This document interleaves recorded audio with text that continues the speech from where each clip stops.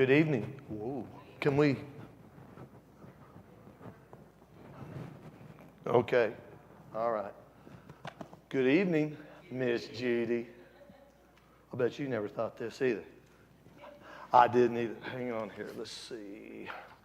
What do we got? Well, first off, everybody know that Joe and Kim have got a new grandbaby. It was born yesterday on Paisley's birthday, my granddaughter. So let's give praise to that. Let's see, in the hospital, Jean and Diane's daughter, Lori, is in the hospital. Anyway, I don't, okay.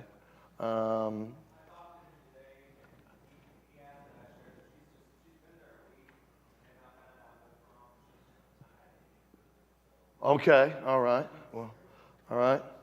And look, so they already got it down here. Congratulations to Joe and Kim and Kate and Timothy with the birth of Kate's baby girl born last night. Evelyn Jane, both are doing good. So praise that. Is there anyone else we need to mention? Wow. This may be a bad sign. No participation. All right. Well, let's go to see here. The boys are having a fishing day Saturday, and then we're going to have a short devotional. Boys can come join us for a day of fishing on April 11th. We will meet at the church at 1 p.m. Take a bus out to Chris Welch's house to fish in his pond. Chris, you're a brave man. We will have poles on. We will have poles, or you can bring your own. We will meet back at the church at 4 p.m. for a barbecue and devotion. Parents can pick up the boys at 5:30 at the church. Men are invited to join and help the boys fish. For more information, see Chris Welch. Chris, you got a number on how many's going? There's 25. All right. Camp Joy information meeting, April the 19th at 5 p.m. We will have an informal meeting about Camp Joy. Anyone wanting to help with camp this year will need to attend. Any youth who wants to help at the camp this year need to attend. I'll give a personal testimony. You will be richly blessed if you come out to Camp Joy and serve. I went begrudgingly. Yes.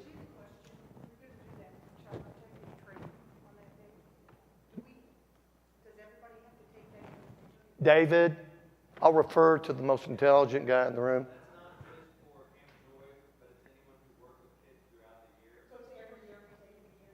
No, it's about every 3 years or so. We don't do it every year, but it is, if you've already done it, yes, we refresh it. Yeah. All right. We are in need of another male cabin leader for this year's camp. If you can help out, see Paula.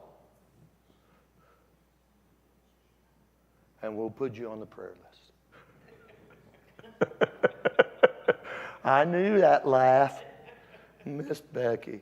Child protection training. This will follow the all Camp Joy meeting that will be held at 5 to 6 this same day. So I can't remember how long ago it's been. Probably over 3 years, so I'll be there. Make sure we have to be sure we protected the children and the church. This is required child protection training. It is for anyone that works with children or youth or is planning on going on any mission trips. All right. This required all right. Scholarships. Scholarship forms are now available in the office for church members who will be attending college or trade school in the fall. Scholarships are available for 2 years, and now applications must be turned in each year. The deadline to turn in your application is April 26th, so that's coming up quick. So we'll get those in. Love Thy Neighbor. Love Thy Neighbor is collecting applications from homeowners for their 2026 Project Week.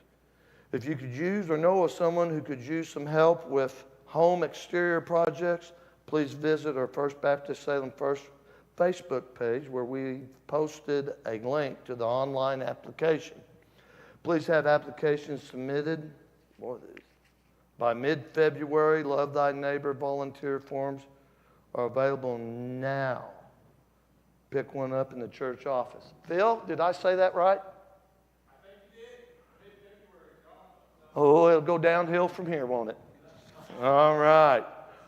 The homeowners are due mid-February. The volunteer applications need to be turned in as soon as possible. Okay. If people are planning to volunteer, they can pick one up in the office. All right. All right, thanks, David. All righty. Well, let's go to prayer, and let's open this up. Heavenly Father, we come to you this evening, Lord, and as always, I just ask you to forgive me where I fail you, Lord. I ask you to continue to strengthen and guide me. I pray that everything that we say this evening will bring honor and glory to you. Lord, I lift up Lori in the hospital, and we ask that for those that are seeing to her, that we will find out what the problem is, and we will get her some healing. We pray for healing for her, Lord. Lord, I just ask that if there's anyone who is in need of comfort would speak up this evening.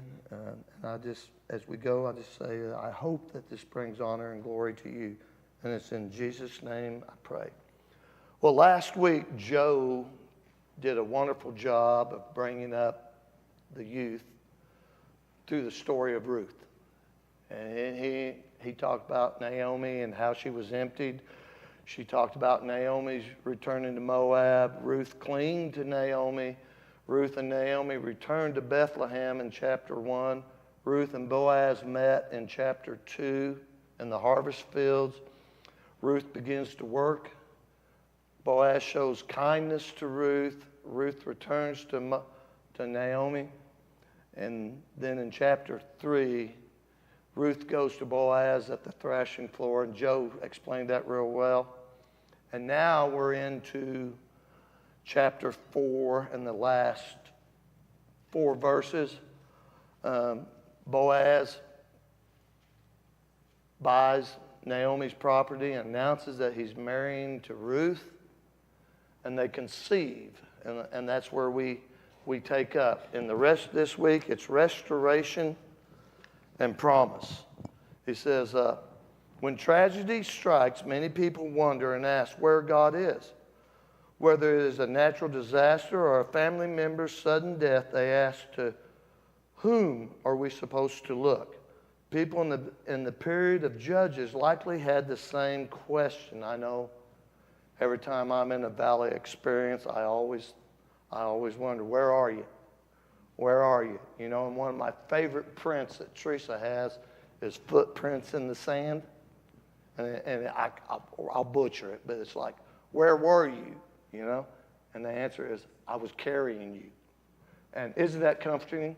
It is. It is. It's wonderful. So we know so much from Ruth, and we see so much in it.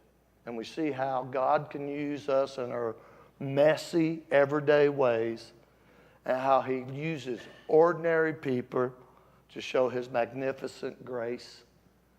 Right. And that's comforting. So somehow he's going to use us tonight in this. So in here, we get back to it. He says, where are we to find God? And the answer was in the strangest of places, in the quiet corner of Bethlehem, in the routine agricultural life and seemingly insignificant lives of Ruth and the foreigner, Boaz the farmer. God's plan for redemption was unfolding. In Ruth's concluding verses, 4:16 through 22, which we'll watch a video here in a minute, we encounter this familiar theme of the book and the whole Bible. And it says, in verses 4 through 16, we'll see Naomi and Ruth go from bitterness to blessed. And then in 18 to 26, we'll see the fulfillment and the restoration of Ruth. You know, God works through everyday circumstances to bring us about his promises and purpose of fulfilling and restoring us. And I think it's comforting to know that even we can't mess up God's will. You know, and Lord knows I've hindered it a lot. So let's let's talk here a little bit. What is your biggest takeaway so far from the study of Ruth? Anybody?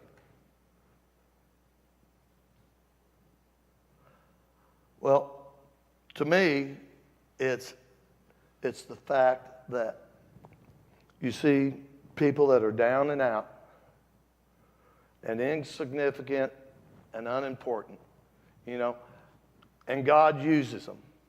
And it's the same way we know that God could have had Jesus born in any place. He could have had him born in a palace, but he didn't. Even the wise men didn't know. They went to the palace to look for the king, and he wasn't there. Yeah. By happenstance, Ruth went into the field of Boaz. You're right. Okay? Mm-hmm. God places people in our lives years ahead of time. Oh, absolutely. We don't see how he's going to be connecting the dots. Oh, yeah. They do connect. Oh, yeah. And it's not that where our attitude should be, hurry up, God. It's like, no, I need you to keep up with me, okay? Because he's doing things like one of the songs with his invisible hand that we don't even see anything. And so Good point. working everything out for Ruth and Naomi's good, even when they're angry at them. I'm a modern day example. I came here kicking and screaming. Guy up here in the sound booth and a guy named Jack Hayes kept coming to my house, asked me to come to Sunday school. And I told him, I said, yeah, I'll come, but I'm not going to be one of them everyday guys. Every time the door's open, I'm not going to be here. Don't ever say you're not going to. Right? Right. Thank you, David. I appreciate that. And it says in here that the author says, Naomi and Ruth had certainly learned some things such they'd come back to Bethlehem. They knew better than before who God is, what it means to trust him as his children, and through their stories and others, they would learn those lessons too. As it turned out, God was working in their ordinary lives to ultimately fulfill his promise to all people who trusted him. Isn't that comforting? It's awesome. And then they want us to look at, and if you want to, somebody want to look up Matthew 1 through 17? It's funny how when we get into the verses here, verses 17, and we look at the lineage, and then we look in Matthew that was wrote generations later, how it twines through each other and it all points to Christ. I mean, that's what the Old Testament is, isn't it? Isn't it point? Mm-hmm. Yeah. And it's all been proven. That make me shout. Yeah. And it's like what David was saying, It's funny how God works. And, and I don't understand why, but we always seem to grow in that valley. I never grow much on the mountaintop. But in my age now, I'm starting again. When I'm on that mountaintop, I start praying because I know that valley's coming, And when I'm like Ruth and Naomi, and I learn to trust him, it makes those valleys a lot shorter and a lot smoother, So in here it says, which we prayed as the study went on. It says, in a sentence or two, what do these two passages, which I'm sure we all have read 16 through 22, what do these passages say? To me, I'll start. To me, it tells me that God's promise is always fulfilled, and he's always redeeming and restoring. No matter how messy we get in our lives, or our lives get, he wants to restore us and redeem us. And I don't think there's a limit on it. Isn't that awesome? I know. And that convicted me today because I thought about people that I've wrote off. I thought, that's not very restoring. And I can't redeem anybody if I write them off or help them, and that's on me. So that was my personal in there. So let's look at, do we have the video keyed up? All right, well, let's watch the video. I'm sure he'll do a better job than me.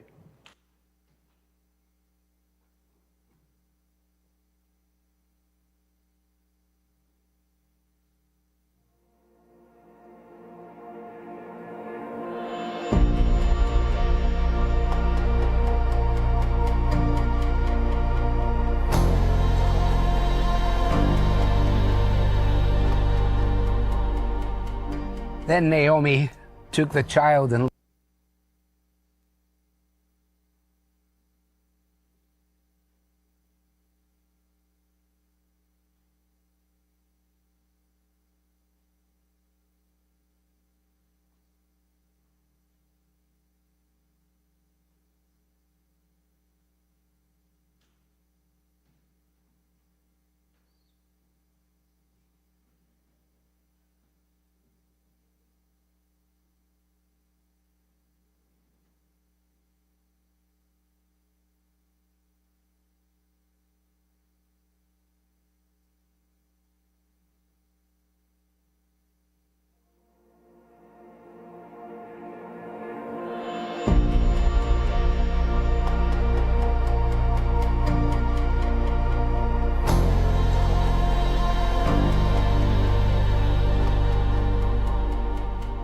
Then Naomi took the child and laid him on her lap and became his nurse. And the women of the neighborhood gave him a name, saying, "A son has been born to Naomi." They named him Obed. He was the father of Jesse, the father of David. Now these are the generations of Perez. Perez fathered Hezron. Hezron fathered Ram.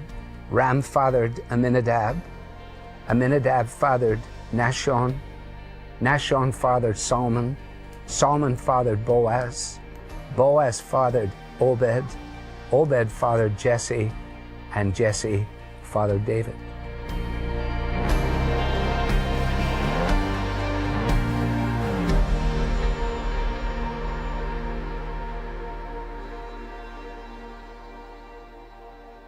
By now, I think we all realize that this is the only book in the Bible that is devoted to the domestic history of a woman. We know that there are many women in the Bible, but as best as I'm aware, this is the only one that is devoted in this particular way. And what an amazing story it is that from the very beginning we are made aware of the fact that the triple bereavement which has marked Naomi is leading in a direction that she could never have imagined.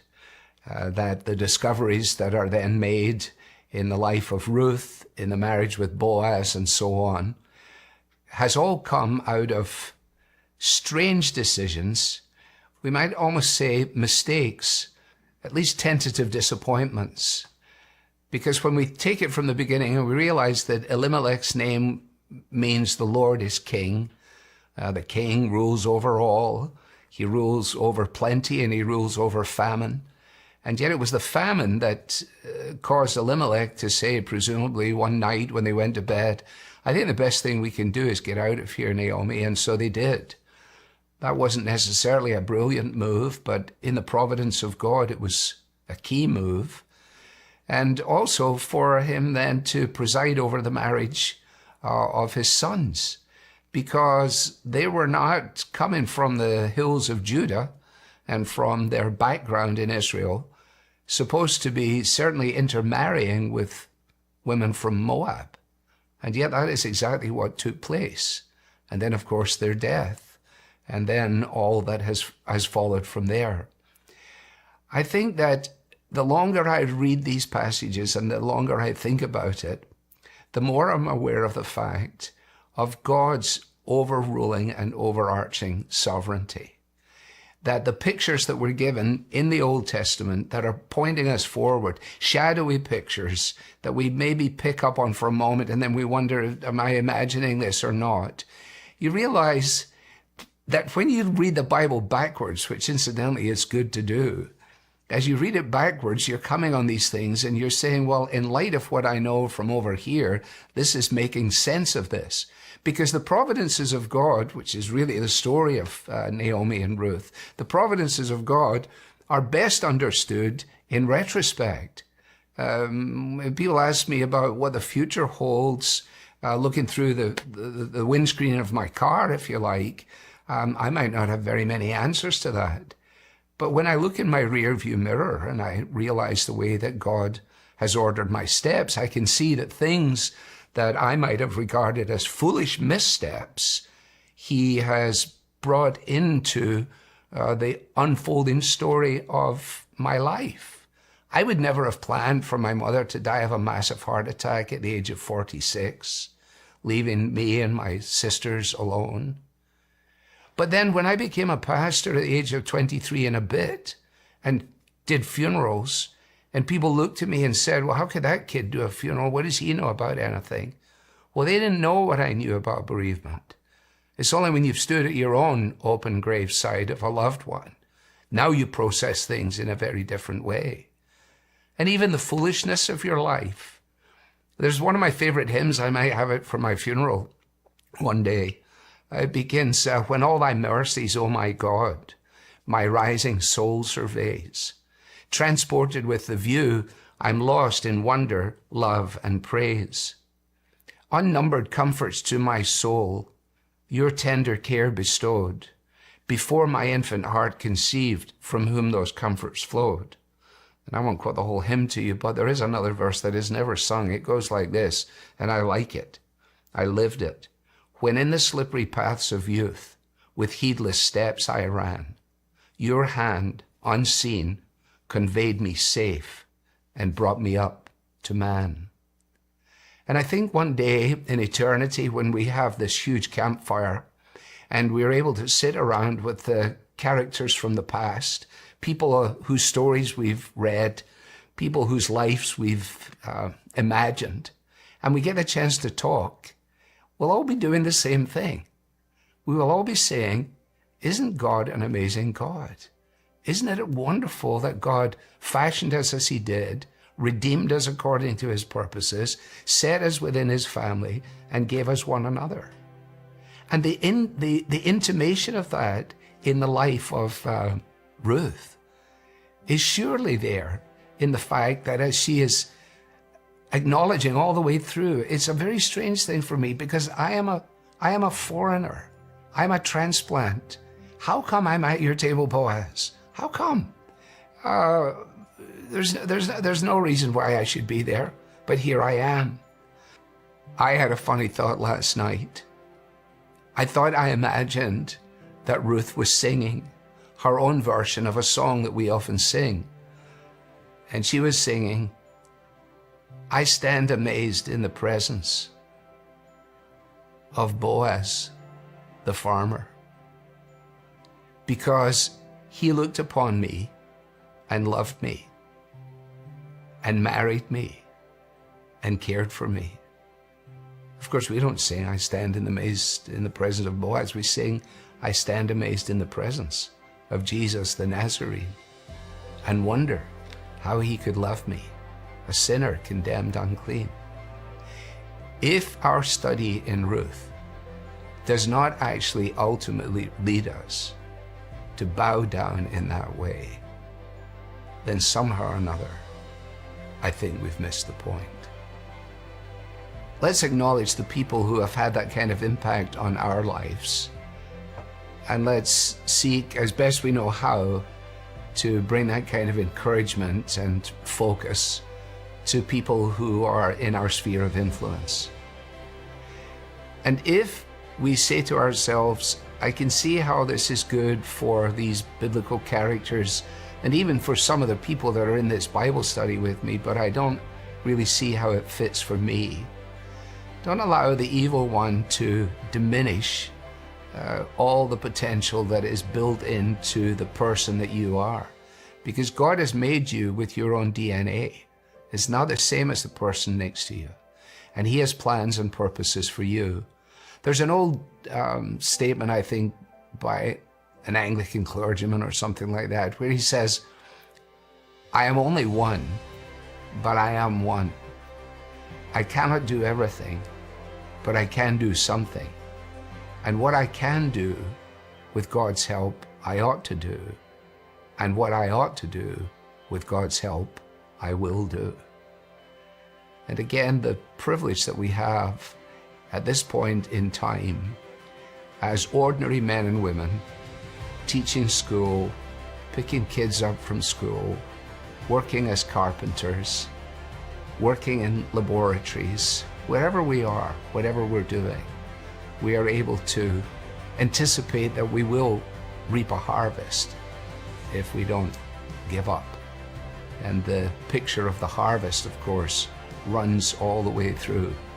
You know, when you think about the whole story that we've been considering, there's nothing to suggest that any of these individual characters were in and of themselves extraordinary.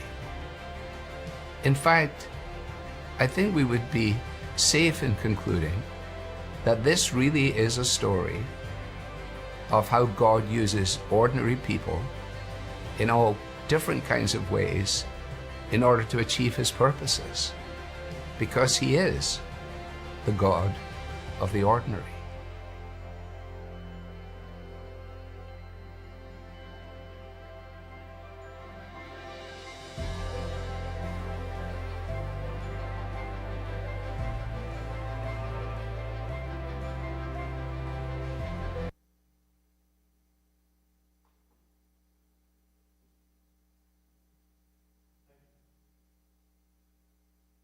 Any comments?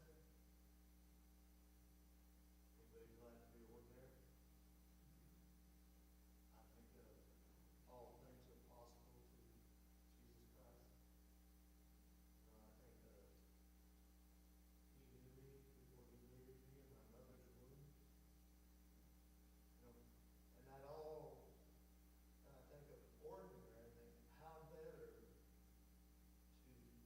others see God through the works that ordinary people are doing, extraordinary things God uses us.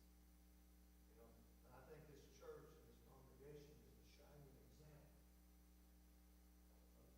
ordinary. I started thinking about the things that we have done.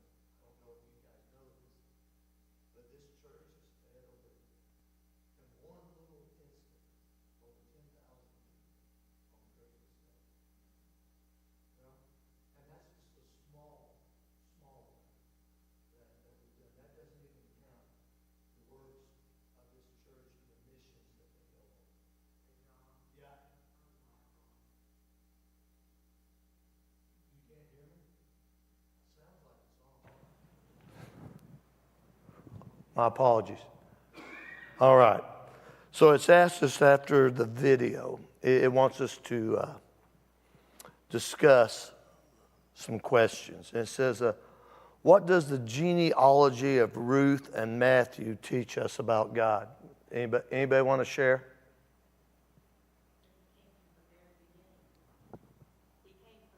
Yes, he did. That's very good. I wrote about 3 things down. I think in Ruth it shows us God's faithfulness in his covenants and his providence to us in everyday life. He's with us every minute. We're never alone. That in the genealogy of Jesus Christ, there is both Jew and Gentile. One of the examples is You're right, Ruth. Right, exactly. It is. It shows us. It shows us that he.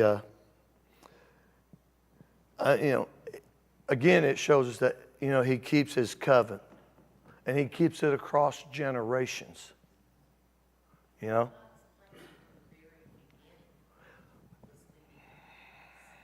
knows the beginning from the end. He's all knowing. So when you go to him, fess it up. He knows it. He knows it. His ways are higher than ours, And it.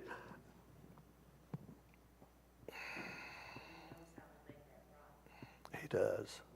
He does, and he has. He likes I see in the Ruth, I see God's inclusiveness to all of us, you know.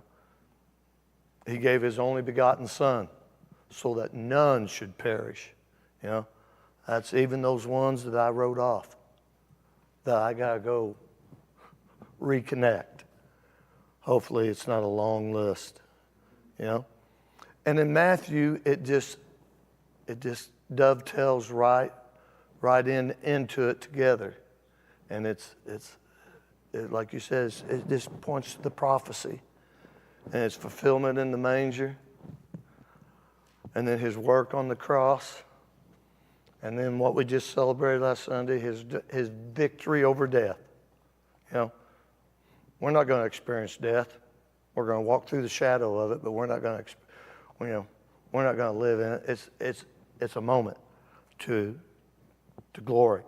He says, he goes on, it says here, when have you, like Ruth, wondered why about God's providence and generosity? And I think that's just human nature. That's we have that sin nature that, you know, as one of my Sunday school teachers told me, every day we get up and we decide, are we going to follow the Spirit or are we going to follow the flesh? And we see, you know, it just, anywhere you want to go in the book, you'll find it. New Testament, Old Testament. You see what faith and what ordinary people, how God uses us. So then it goes on, and he did a great job of explaining the ordinary man and the woman and how circumstances, you know, and how if we trust in Jesus, you know, it's the only way, you know. I mean, I was old enough when I started living my life for Christ that I had spent enough years not. And the misery and the scars and the uncertainty, you know. No one's promised today or tomorrow. But when I trust him, I know his will is perfect for me. And so, you know, it makes it easier for me. Anything anyone else wants to add? No? Well, let me ask you this. How can we ensure to not miss the point of the study of the book of Ruth? What do we do? How do we, let me put it another way. How do we apply what we've discussed and what we've seen in the book of Ruth in our everyday life? I'll fess up, I didn't answer that one. Because I knew Doug would be here. Doug?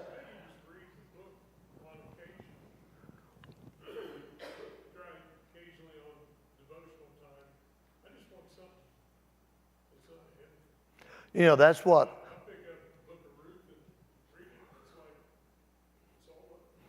Psalms. I like to read through Psalms continually. Every day, a chapter of Psalms. And it has saved a lot of poor decisions and exposed a lot of growth. And isn't that what it's about? Isn't that what our walk is about? You know, is growing, sharing. Every valley we go through, we come out stronger than we were when we went into the valley. Well said. Yeah, that's good. So that really wraps it up unless there's something someone else wants to add. Nobody? This may be the shortest ever. I apologize. Well, I want to thank you for being so studious, being so kind, making this a lot easier for me. And Drew, would you close us in prayer?